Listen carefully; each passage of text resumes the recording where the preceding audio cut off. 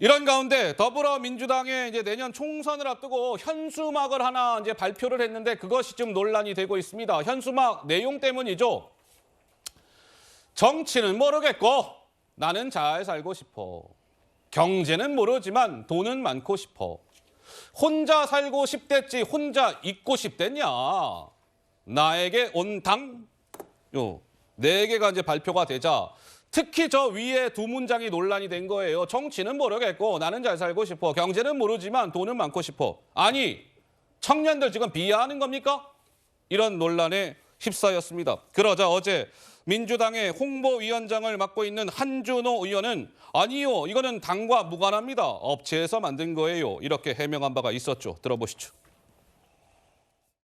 문제가 여러 가지가 돼서 저희가 바로 조치를 했고요. 당에서 한 게 아니고 업체에서 캠페인 준비를 위해서 했던 겁니다. 관련된 업체에서 관련된 그 현수막을 제작을 했고 총선 기획단과는 전혀 관계가 없는 사안입니다. 일련의 과정에 있어서 이제 업무상의 실수들이 좀 있었던 거는 맞는 것 같은데 당직자나 뭐 당이 개입을 한 사안이 아니기 때문에 뿌리 자르기 아닌가요? 그건 그렇게 말씀하시는 거는 저는 뭐 동의하기는 좀 어렵고요.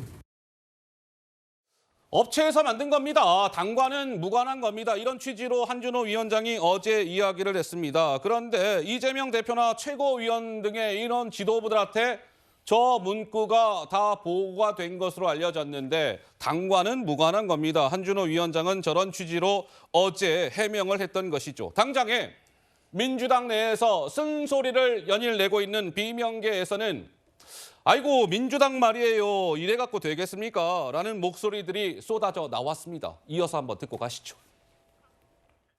당에서 한 게 아니고 업체에서 캠페인 준비를 위해 했던 거다. 그다음에 총선기획단과는 전혀 관련 없는 일이다. 기본적으로 홍보위가 직접 관여한 바가 없다. 거기 당에서 보낸 공문서를 보면은 우리 사무총장 그리고 홍보위원장 한준호 이렇게 가지고 나와 있습니다. 이거를 보면서 청년들은 과연 어떤 생각을 했든가. 거칠게 얘기하면 너저분하게 사과 아닌 사과를 하고 또 묻힐 걸 아니까 그때 가서 또 어떤 뭐 문제를 또 저지를지.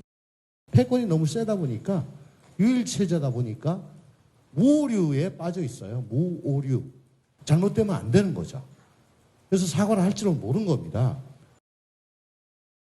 당원 게시판에는 민주당을 탈당하겠다는 젊은 층들의 글들도 올라오고 있다고 합니다. 현수막 보고 내가 탈당하기 위해서 가입했습니다. 누구 머리에서 나온 문구인지 참 한심하네요. 현수막 만든 사람 민주당 안티 세력 아닙니까? 급기야 민주당의 조정식 사무총장이 오늘 오전 고개를 숙였습니다. 아니 업체에서 만든 거 이런 거 따질 게 아니라 민주당 지도부로서 조정식 사무총장 내가 사과합니다. 고개를 숙였다고 하는데 강성필 보위원장님 좀 뒤늦은 사과일까요? 어떻게 보시는지요? 네, 조정식 사무총장이 오늘이라도 사과를 했기 때문에 정말 다행이라고 생각하고요. 민주당 이런 일이 있었을 때는 과감하게 고개 숙여서 사과해야 된다고 생각을 합니다. 만약에 민주당이 처음부터 이것을 사과하지 않고 이렇게 자꾸 용역업체가 했다는 식으로 책임 회피를 해버리면 서울 양평 고속도로에서 국토부는 모르고 용역업체가 변경을 가져왔다고 할 때 민주당이 얼마나 비난을 했습니까? 앞으로 그러면 그런 비난을 할 수가 없는 겁니다. 그리고 사람이 하는 일이기 때문에 잘못할 수 있는 겁니다. 어느 정당이 청년을 비하려고 현수막을 만들겠습니까? 보기에 따라 주관적인 거기 때문에 그런 겁니다. 그렇기 때문에 이런 것은 애초에 바로 사과를 했어야 됐다. 그렇게 말씀드리겠습니다. 그런데 조정식 사무총장은 사과를 했는데 장경태 민주당 최고는 오늘 오전 라디오 방송에 나와서 그것이 그렇게 큰 문제가 아니지 않습니까? 라는 취지의 얘기를 했습니다. 그리고 여권의 한 명의 인사는 이번 사건을 두고요. 김남국 의원이 떠오릅니다. 이런 목소리가 나왔습니다. 들어보시죠. 정확하게 사실관계부터 짚어드리면 공개한 것은 아니고요. 외주업체들이 이제 여러 가지 예시나 제안을 하거든요. 근데 이게 이제 정제되지 않은 문서나 이 보도자료가 아니기 때문에 공식 보도자료를 통해서 나간 게 아니기 때문에 현수막 문구를 보니까 오히려 떠오르게 되는 건 경제는 모르지만 돈은 벌고 싶어. 이거 김남국 의원 얘기 아니야? 이런 얘기도 해야지.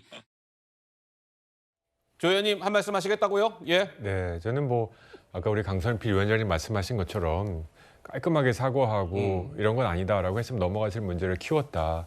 근데 좀 속으로 생각해 보면요. 민주당의 소위 586 형님들, 선배님들은 저 문구가 왜 문제인지 모르시는 것 같아요. 속으로는 저게 지금 무슨 문제지? 청년들 원래 저렇지 않아? 투표도 안 하고 뭐 혼자 살고 싶고 뭐 경제는 모르고 나보다 다 우리 젊은이들 뭐 저렇게 사는 거 아니야? 라고 지금 생각하고 있었던 것 같아요. 그리고 저런 문구를 걸면 젊은이들 어떻게 우리들의 본심을 알았지? 선배들이 이제 우리를 좀 이해해 주네? 라고 박수 칠 거라고 생각하고 만든 현수막 같아요. 예. 과연 저게 왜 문제가 되는지 모르는 사람들은 청년 정치 얘기하면 안 됩니다.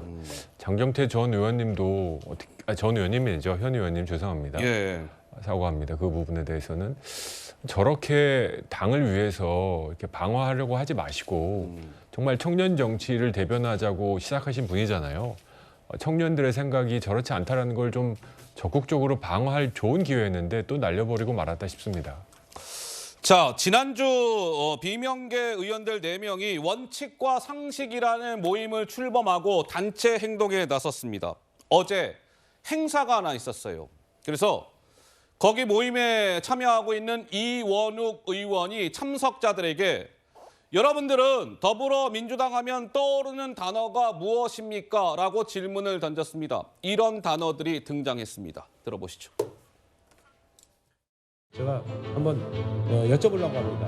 민주당 하면 떠오르는 단어 한두 개. 자기의 머릿속에 떠오르는 단어 한 말씀 한번 해봐주시죠. 저는 민주당 하면은 바로 떠오르는 게 경색이라는 단어가 가장 먼저 떠오르거든요. 굉장히 꽉 막힌 정당이라는 생각이 들어요. 저는 지금 민주당은 사실 독재밖에 생각이 많이 없습니다. 저도 계속 얘기가 나왔지만 내로남불이라는 생각이 좀 많이 떠오릅니다. 저는 독인 개긴을 꼽겠습니다. 저는 하겠습니다.